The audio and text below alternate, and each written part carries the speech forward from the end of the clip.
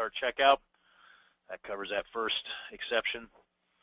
And then we have number 3. We're going to try to check out with the invalid address, invalid payment, invalid shipping, so various invalids. And we're going to make sure that the error messages pop up and they disallow us from proceeding to the next screen until those errors are successfully resolved. And that after those errors are resolved, we notice that we do go through to confirm the order. So we want to make sure that the fact that some errors occurred does not mean that the order can never be entered. That wouldn't be desirable at all.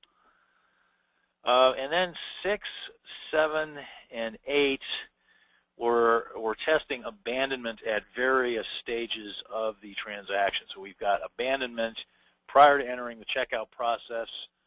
We have abandonment in each step of the checkout process, address, payment, and shipping. And then finally, we have in number 8 there, abandonment at the last screen, the confirm order. We want to make sure that if the person doesn't click the confirm order button, that there is no order placed for them, because that would be kind of a problem if we tell somebody, well, the order's not placed until you click here, but we go ahead and place the order anyway. They might be a little bit unhappy about that outcome. So notice that again, we have equivalence partitioning happening here.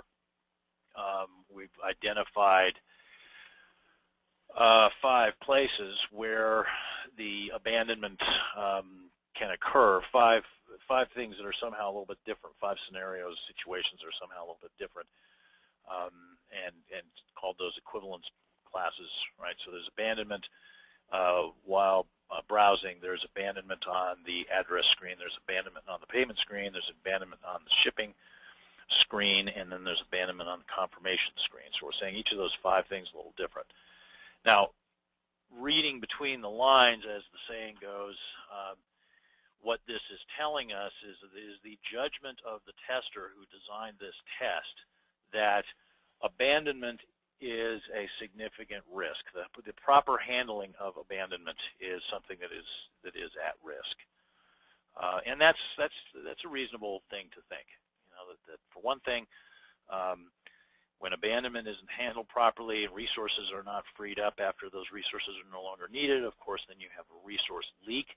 Anytime you have a resource leak, at some point or another, that's going to begin to create problems for you in terms of performance and in terms of reliability. So, you know, we don't want to have that situation. And also, you know, we're dealing with finances here, and abandonment means, you know, that something should not be charged, and we might, if at any point after we've gotten to the payment screen, after we've completed the payment screen, we of course have somebody's credit card information or PayPal information, however they're paying for it. We have that information, so it's possible that if there is a bug in the way that abandonment is handled, it could result in an inappropriate charge, which then is likely to be, you know, reversed, or if it happened too often, it could result in some sort of sanction. So it's a significant risk. But the key thing to keep in mind is, you know, as you're designing these tests, you know, well, do I need 1 test for an exception, or do I need, you know, what's effectively 5 tests here for an exception? Well, again, depends on the level of risk. If you think something's high risk, then, you know, you're going to use equivalence partitioning and boundary value analysis to identify multiple ways to test it, and you're going to do that as you see that we have done here. Okay, now this brings us to another point which is germane to testing in general, but is certainly brought up, I think, by the use case technique because of the way that the use case-based tests tend to look. This is this issue of logical versus concrete test cases. So what you saw just now on the previous two slides are what could be called logical or high-level test cases. They give test conditions and they give expected results at a very high level. The tester is expected to understand how to carry out a sequence of steps and generate spontaneously, in a sense, the data required at each of those steps, and is also expected to be able to determine what correct looks like with only minimal guidance from the written test case itself.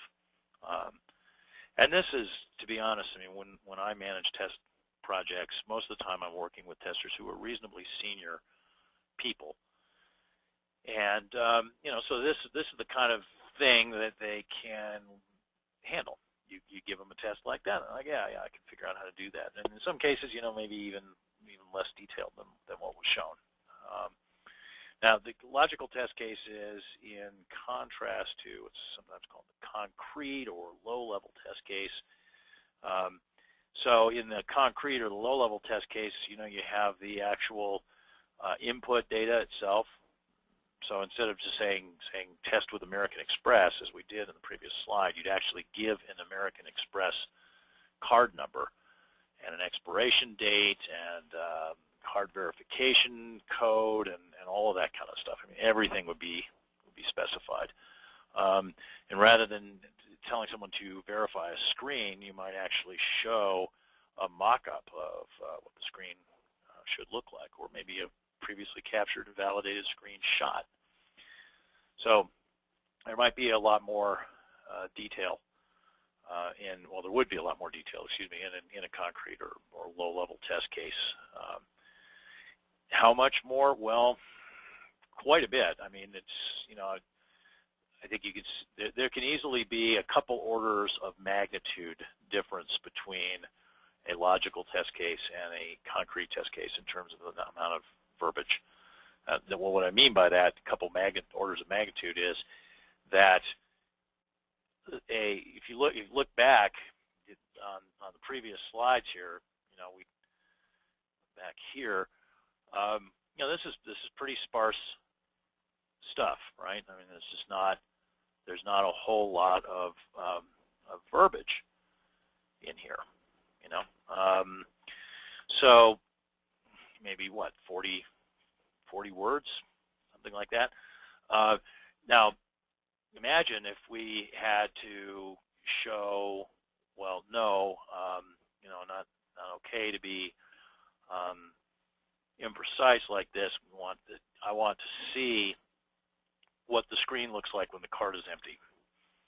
I want a screenshot. I want to see what the error message looks like. So I want to see each one of these error messages, and I also want to see that the next button is grayed out. You know, so I'm going to show that that's supposed to happen. And this shown as entered, well, no, you know, what exactly is to be shown when you verify the order, right? So not just an item, which item, right? What does the checkout button look like or screen? What invalid address and then subsequent valid address? What invalid payment? Subsequent valid shipping. So, you know, you can easily go from 40 to 50 words to 400 or 4,000 words potentially in something like this. Now, do we need to do that? Well,